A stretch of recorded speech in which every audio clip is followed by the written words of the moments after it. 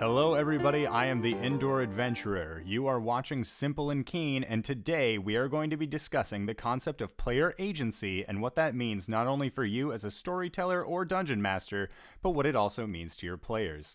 One of the best descriptions that I have seen for defining what player agency actually is comes from a Gamasutra article from 2011, where author Joey Gibbs answers that very question. What is player agency?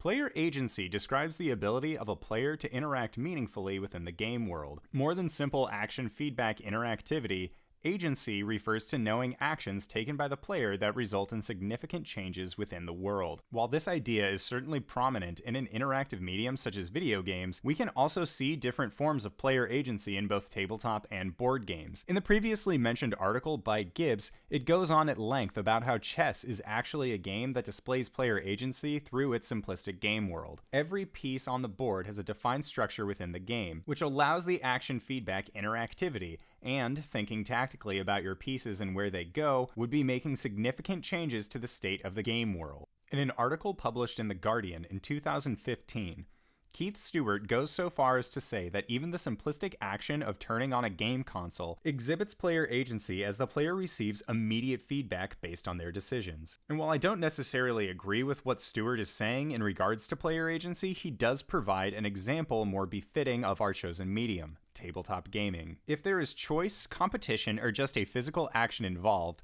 we think we can win agency. In gambling, for example, dice or craps players instinctively feel that if they roll dice hard, they'll get higher numbers, and if they do it gently, they'll get low numbers. Does this sound like any of your friends, or possibly yourself?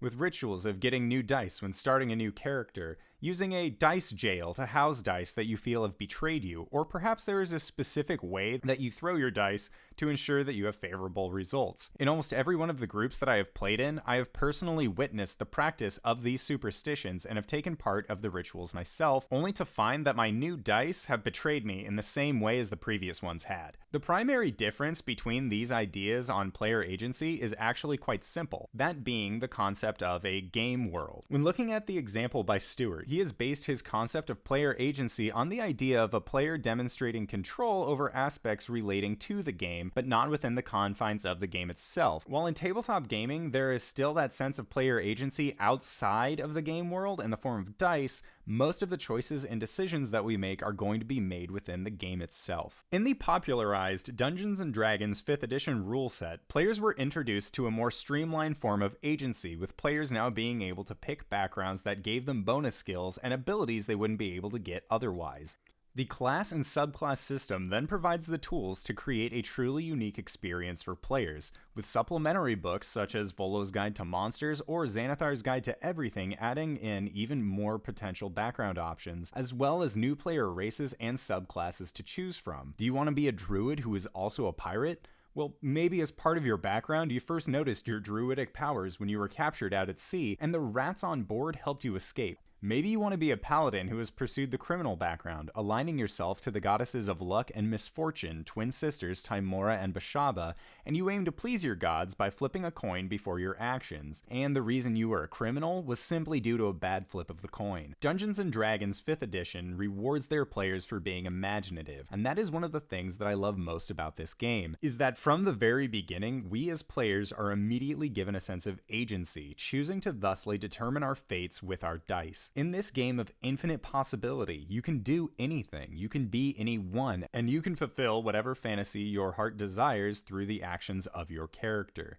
However, it is in this moment of infinite possibility that we end up encountering a situation where many players will butt heads with their storyteller or dungeon master running the game, and we now have to look at why this situation occurs. At what point do we as the storyteller allow our players to put their own flair into this aspect of communal storytelling? I feel like this call is an almost Herculean task to take on for most people trying to run a fun game, but what it really comes down to is communication with their players.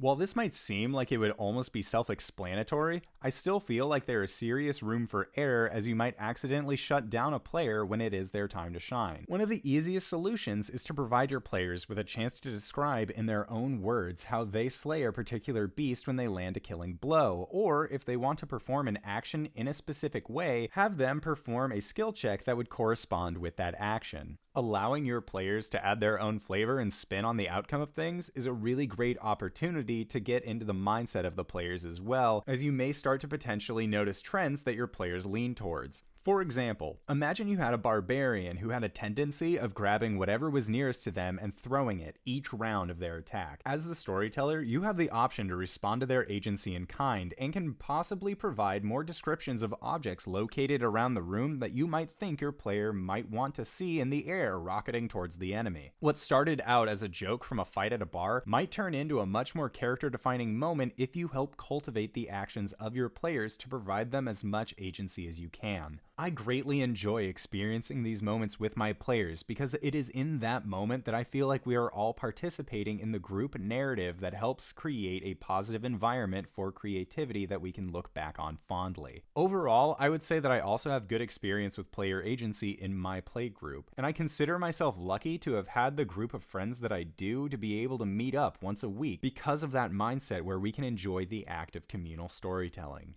However, there is always the opposite side to the coin. When I was in college, I ended up having poor encounters with a dungeon master or two that had this mindset that they were telling us a story and their players were almost spectators. Our words quickly became overwritten and these moments were taken away from us. In one such situation, I was playing Hunter the Vigil in the World of Darkness setting, and I had saved up all of my experience points in order to turn myself into a robot after I had joined one of the many secret societies within the game. I took it in steps, gradually getting robot arms, a robotic eye, and robot legs before finally taking the leap to becoming a robot man in a trench coat who tried to solve cyber mysteries. I was so excited. Our session started with my robot man revealing himself to the party about what he had done to himself, and they were all very supportive because that had been his goal since the start of the game.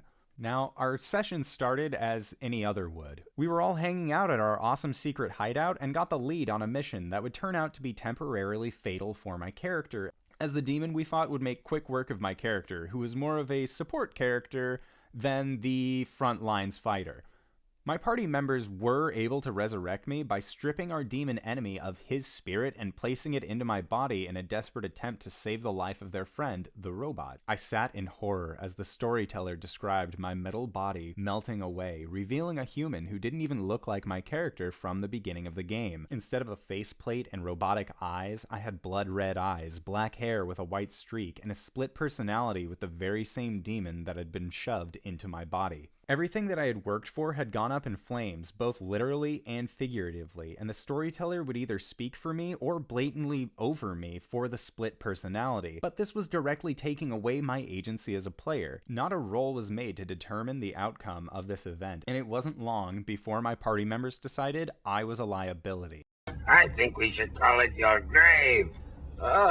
Curse your sudden but inevitable betrayal. Now die! That was the last time I played with that group, because I had just been betrayed not only by my party members, but also the storyteller. It is because of these experiences that I feel like I cannot express how important it is to provide that sense of agency to your players. If you, as the dungeon master or storyteller, have spent time cultivating something with your players, then why would you be so quick to throw out your own creation, even if you don't necessarily agree with the player? It would be like being in a group project with somebody, and when you show up to school with them, they destroy your notes, even though you're going to receive the same overall score, and it will affect them as negatively as it does yourself. It is seemingly counterintuitive to sabotage someone you are actively working together with, especially if it involves removing a player's agency as well as effectively removing that player from the game itself if you are trying to work with your players, which I always felt is the most important aspect of the tabletop experience from the side of the dungeon master. In a land of infinite possibilities, why wouldn't you, as the storyteller, want to see where your players' imaginations will take you? Alright everybody, that looks like that is going to be all the time that we have left for today. If you liked what you saw here, feel free to check out my other video, Villains of the Sandbox, where I talk more about why the sandbox is a breeding ground for villains. And if you would like to see future content, please remember to like, comment, and subscribe, and remember, Keep your wits sharp and your blades sharper.